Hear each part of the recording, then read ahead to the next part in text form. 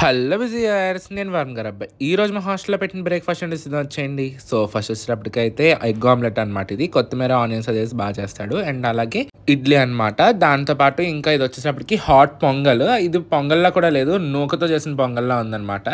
And అలాగే గారె, అదే వడ అని కూడా అంటారు. మళ్ళీ కామెంట్ సెక్షన్లో గారి కాదు వడ అని చెప్తున్నారు. అండ్ అలాగే సాంబార్, దాంతోపాటు పీనట్ చట్నీ అనమాట. అండ్ అలాగే బనానా కూడా పెట్టాడు ఇవాళ మార్నింగ్ బ్రేక్ఫాస్ట్లో. సో ఇది వచ్చేటప్పటికి మెయిన్ కోర్స్. అండ్ ఇప్పుడు వచ్చిందనమాట అసలైన స్పెషల్ ఐటమ్, అదే అనమాట నెయ్యి కారపొడి. అసలు ఇడ్లీ విత్ నెయ్యి కారపొడి కాంబినేషన్ మాత్రం ఫర్ ఎవర్ కదా, అసలు ఎంత బాగుంటుందంటే టేస్ట్ భలే ఉంటుంది. అండ్ కారపొడి కూడా బాగానే ఉంటుంది అనమాట. లైక్ కొంచెం కందిపొడి ఫీల్ వస్తుంది మా హాస్టల్లో పెట్టే కారపొడి వచ్చేసేటప్పటికి.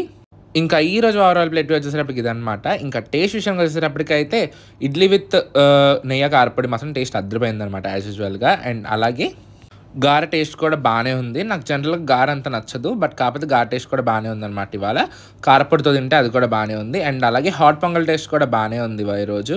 జీడిపప్పు వేసాడు అనమాట, అది కొంచెం షాకింగ్గా అనిపించింది. జనరల్గా మా హాస్టల్లో జీడిపప్పు అంటే పెద్ద విషయం అనే చెప్పాలి.